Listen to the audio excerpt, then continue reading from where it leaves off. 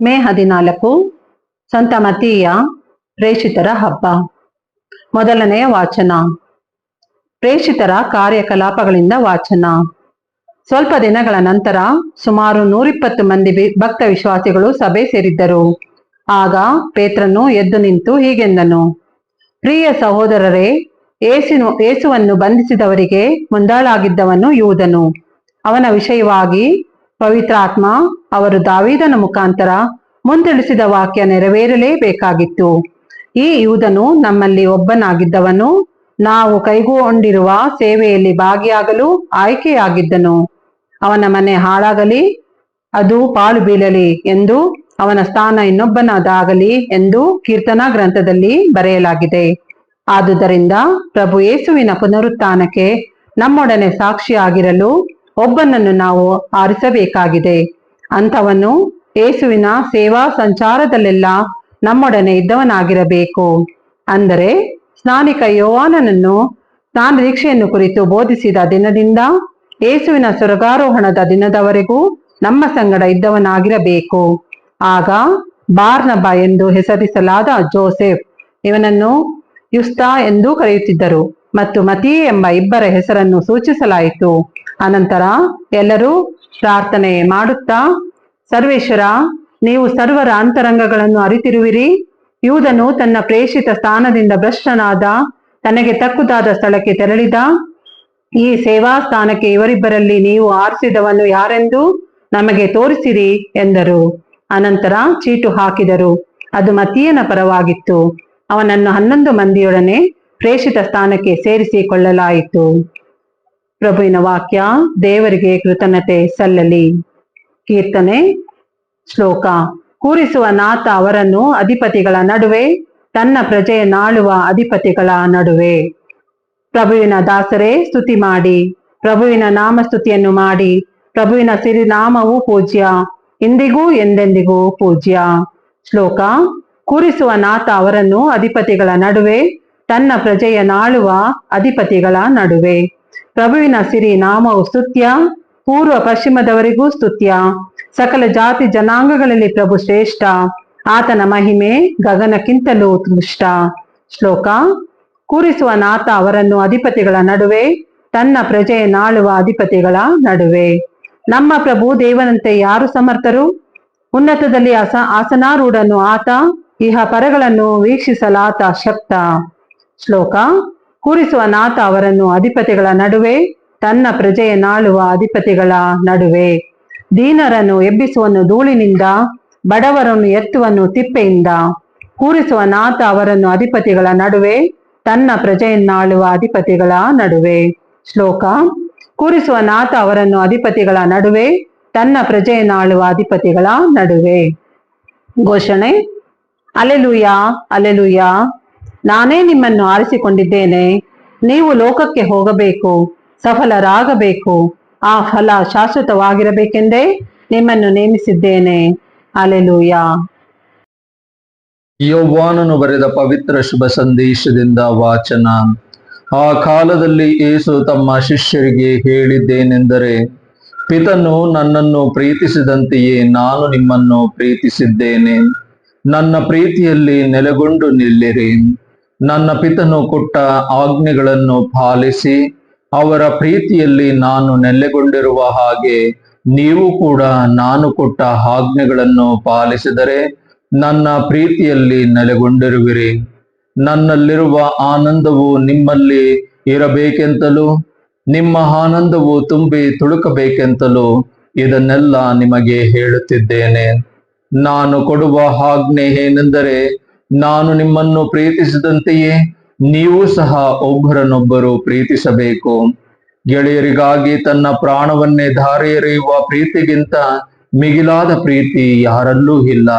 ನಾನು ಆಜ್ಞಾಪಿಸಿದಂತೆ ನಡೆದರೆ ನೀವು ನನ್ನ ಗೆಳೆಯರು.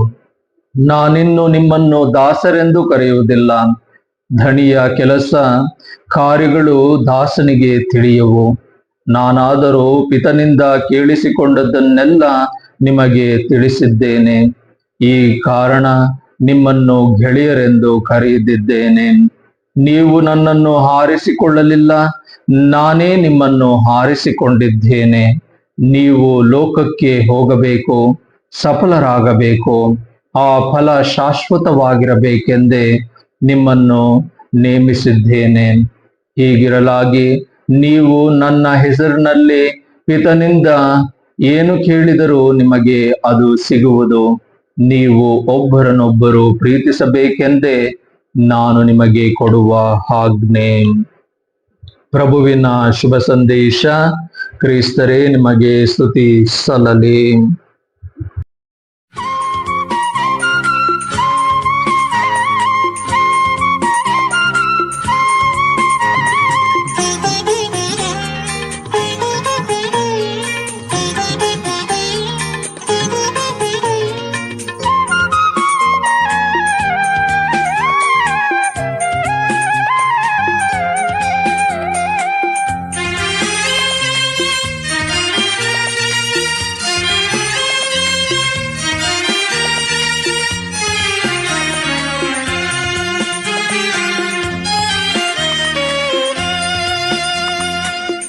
ಫಸಲುಗಳ ತಂದಿಹೆ, ನಿನ್ನ ಕರಗಳ ಆರ್ಚಿಸೆ, ಧೂಪ ದೀಪವ ಹೊತ್ತಿಹೆ, ಪಾದ ಪದ್ಮವ ಪೂಜಿಸೆ, ಪಾದ ಪದ್ಮವ ಪೂಜಿಸೆ. ಫಸಲುಗಳ ತಂದಿಹೆ, ನಿನ್ನ ಕರಗಳ ಆರ್ಚಿಸೆ, ಧೂಪ ದೀಪವ ಹೊತ್ತಿಹೆ, ಪಾದ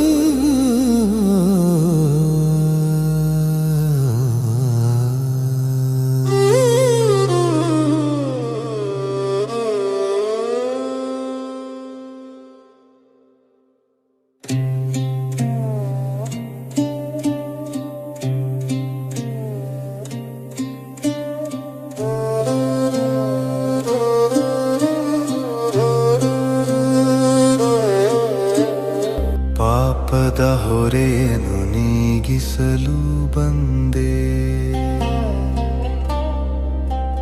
ನಮಗಾಗಿ ಪ್ರಾಣವನ್ನೇ ನೀಡಲು ಬಂದೆ, ನಮಗಾಗಿ ಪ್ರಾಣವನ್ನೇ ನೀಡಲು ಬಂದೆ.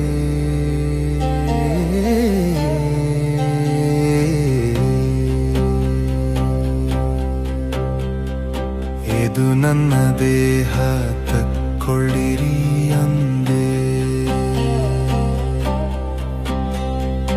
ಇದು ನನ್ನ ದೇಹ ತಕ್ಕೊಳ್ಳಿರಿ ಅಂದೆ,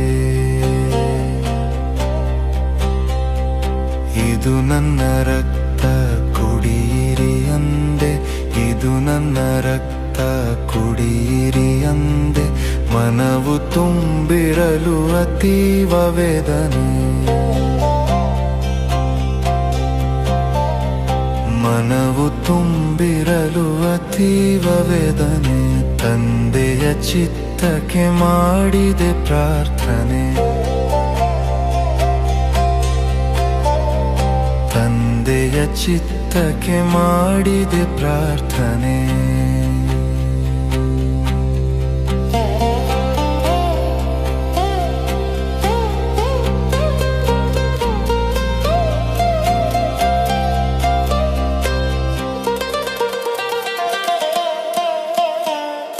ಮುಖದ ಮೇಲೆ ಉಗುಳಲು ಸಹಿಸಿದೆ,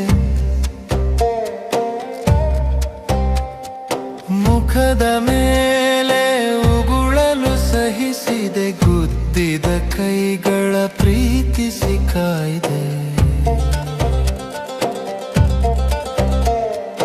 ಗುದ್ದಿದ ಕೈಗಳ ಪ್ರೀತಿಸಿ ಕಾಯ್ದೆ. ಹೆಗಲ ಮೇಲೆ ಭಾರದ ಶಿಲುಬೆ ಹೊತ್ತೆ,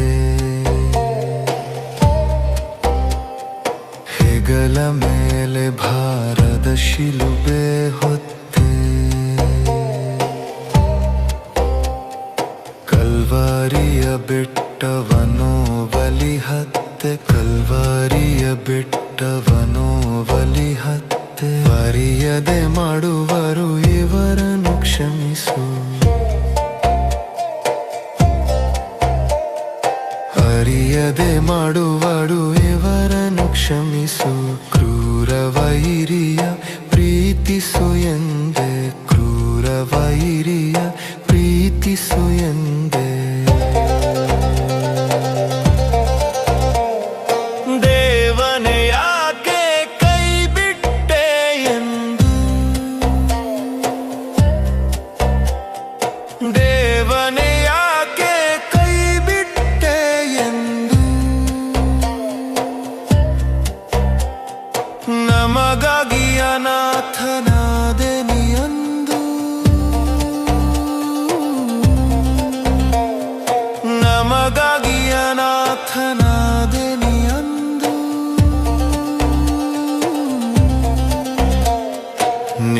ಕೈಗೆ ನನ್ನ ಆತ್ಮವ ಒಪ್ಪಿಸುವೆ,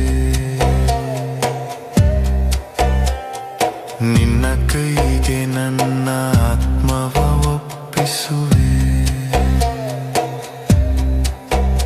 ಎಂದು ಪ್ರಾಣವ ನೀಡಿ ಜಯವನ್ನು ತಂದೆ, ಎಂದು ಪ್ರಾಣವ ನೀಡಿ ಜಯವನ್ನು ತಂದೆ.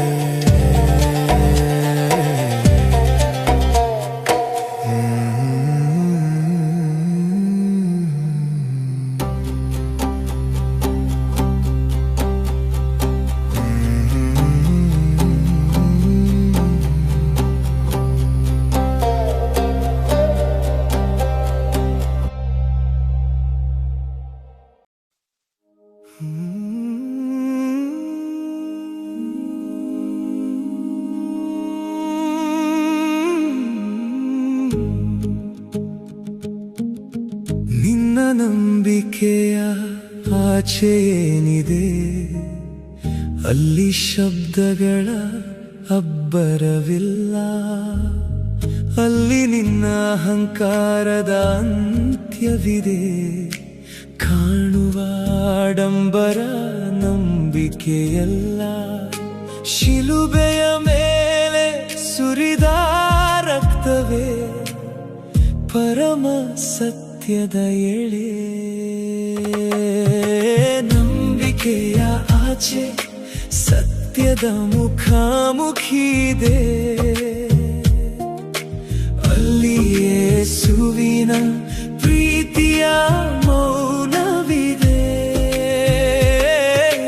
ನಂಬಿಕೆಯ ಆಚೆ ನನ್ನ ದೇವನ ಸನ್ನಿಧಿದೆ.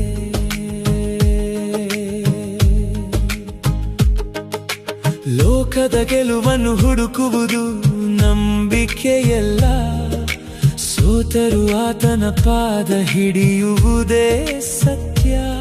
ಬರಿಗಣ್ಣಿಗೆ ಕಾಣುವುದು ಕೇವಲ ಮರದ ಶಿಲುಬೆಯಷ್ಟೇ, ಆದರೆ ಅಲ್ಲಿಯೇ ಸಾಯುತ್ತಿದೆ ಮನುಷ್ಯನ ಜ್ಞಾನದ ಗರ್ವ. ನಿನ್ನನ್ನು ನೀನು ಸಂಪೂರ್ಣ ಅರ್ಪಿಸಿ ನೋಡು, ಅಲ್ಲಿ ನ್ಯಾಯದ ತೀರ್ಪಿದೆ, ಅಲ್ಲಿ ಪ್ರೀತಿಯ ಕ್ಷಮೆ ಇದೆ. ಪ್ರಾರ್ಥನೆಯು ಬೇಡಿಕೆಯಲ್ಲ, ಅದು ಆತ್ಮದ ಶುದ್ಧೀಕರಣ. ನಂಬಿಕೆಯ ಆಚೆ ಇರುವುದು ದೇವನೊಡನೆ ಮಿಲನ. ಶಿಲುಬೆಯ ಸಾಕ್ಷಿಯಲ್ಲಿ ನಿನ್ನನ್ನು ನೀನು ಕಳೆದುಕೋ, ಸಿಗುವ ಶಾಂತಿಯೇ ನಿನಗೆ ಬೆಲೆ ಕಟ್ಟಲಾಗದ ಸತ್ಯ. ಸತ್ಯ ಕೇವಲ ಸತ್ಯ, ಶಿಲುಬೆಯ ಪ್ರೇಮವೇ ಅಂತ್ಯ. ಯೇಸುವೆ ಮಾರ್ಗ, ಯೇಸುವೆ ಸತ್ಯ, ಯೇಸುವೆ ಜೀವ.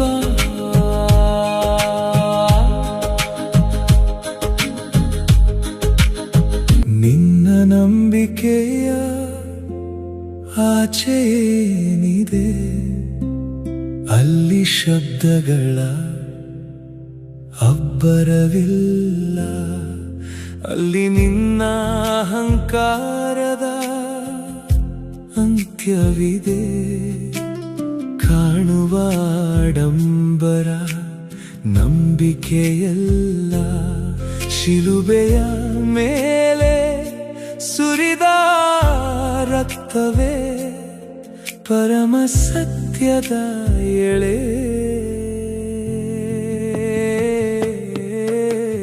ನಂಬಿಕೆಯ ಆಚೆ ಸತ್ಯದ ಮುಖಾಮುಖಿದೆ, ಅಲ್ಲಿ ಯೇಸುವಿನ ಪ್ರೀತಿಯ ಮೌನವಿದೆ. ನಂಬಿಕೆಯ ಆಚೆ ನನ್ನ ದೇವನ ಸನ್ನಿಧಿದೆ.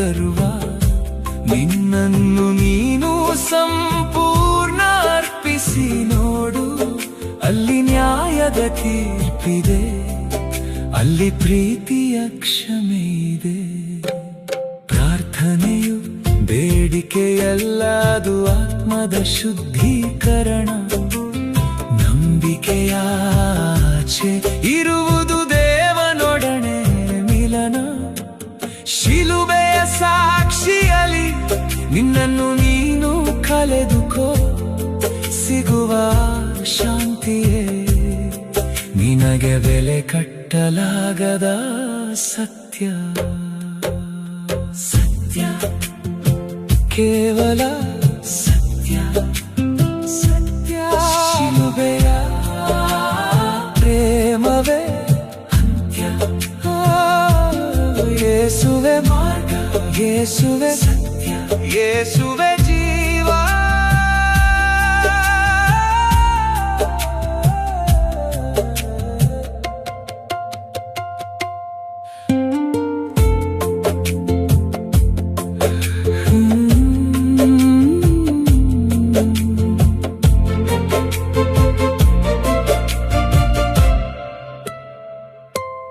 Hmm.